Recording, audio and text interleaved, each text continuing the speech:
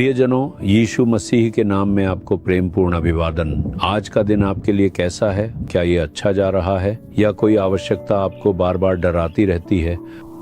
इस ज़रूरत के लिए क्या करूं? मुझे यह बिल चुकाना है, मुझे ये रकम निपटानी है, मुझे इस लोन का ब्याज चुकाना है। क्या आप आर्थिक समस्याओं के कारण इसी तरह संघर्ष कर रहे हैं?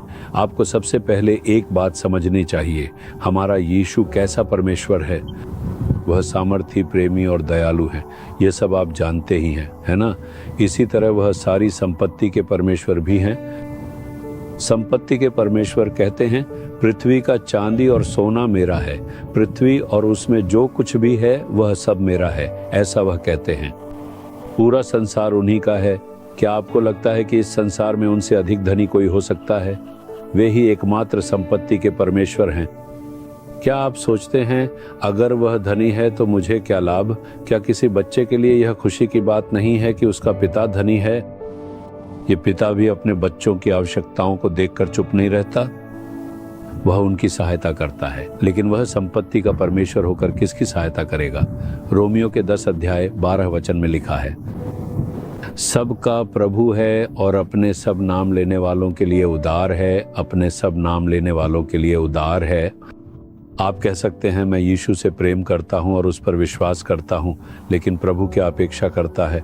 हमें उसे पुकारना चाहिए, हमें उसकी स्तुति, धन्यवाद और महिमा करके उसकी आराधना करनी चाहिए।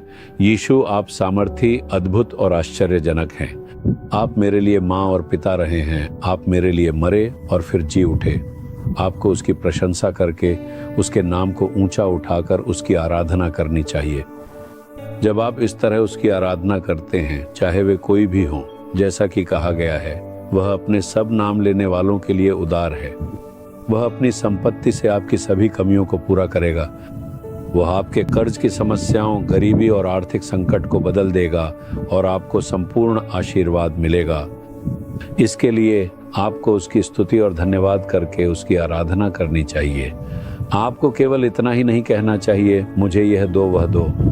कुछ समय के लिए प्रभु की आराधना करने का प्रयास करें। जैसे ही मैं सुबह उठता हूँ, वचन पर मनन करने और प्रार्थना करने से पहले मैं उसकी स्तुति करके उसकी आराधना करता हूँ।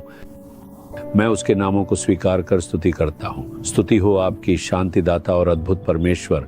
स्तुति हो आपकी सलाहकार परमेश्वर, जिन्होंने अंधों को रोशनी दी। मैं आपकी स्तुति करता हूँ क्योंकि आप मरे थे लेकिन अब सदा के लिए जीवित हैं। मैं आपकी स्तुति करता हूँ एकमात्र सच्चे परमेश्वर। इसी तरह आपको भी उसकी स्तुति करनी चाहिए। जब आप उसकी आराधना, स्तुति और धन्यवाद के साथ करते हैं, उसका हृदय आनंदित होगा और आशीषें स्वयं आपके पास आ जाएंगी। बस इतना ही। आप चाहे जो भी हों, बस यीशु के प्रेम का स्वाद लें और उसकी स्तुति करें, उसका नाम बढ़ाकर उसकी महिमा और बड़ाई करें। आपकी सारी कमियां पूरी हो जाएंगी और आपको अब कभी आर्थिक संकट नहीं होगा। संपूर्ण संपत्ति के परमेश्वर आपकी सारी कमियां पूरी करेंगे और आपको आनंदित करेंगे। क्या आप आज इसे आजमाएंगे? आज ही इसे करें। अगर आप अपने कमरे में अकेले हैं तो उसकी स्तुति करना शुरू करें, उसका धन्यवाद करना शुरू करें। उसके नाम की स्तुति और धन्यवाद करने के लिए कुछ समय निकालें, उसकी आराधना करें। कभी कभी मैं उसके चरणों में गिरकर उसकी आराधना करता हूँ, या मैं घुटनों के बल बैठकर उसकी आराधना करता हूँ। जब हम भी इसी तरह उसे पुकारते हैं तो हमें महान आनंद मिलता है। हम उसकी आशीषों को अपने ऊपर आते हुए महसूस कर सकते हैं। क्या आप आज ऐसा करेंगे? आपको एक परिपूर्ण आशीर्वाद मिलेगा। हे प्रभु परमेश्वर, आप संपत्ति में धनी हैं। मैं आपको पुकारने के लिए स्वयं को समर्पित करता हूँ। मैं हर समय और हर बात में आपकी स्तुति और धन्यवाद के साथ आपकी आराधना करने के लिए स्वयं को समर्पित करता हूँ। मैं आपको अत्यंत धन्यवाद देता हूँ कि आप मेरे लिए सारी संपत्ति के परमेश्वर हैं और मेरी सभी आवश्यकताओं को पूरा करते हैं। मैं यीशु के नाम में प्रार्थना करता हूँ। आमीन, आमीन। Jesus redeem Hindi YouTube channel को सब्सक्राइब करें।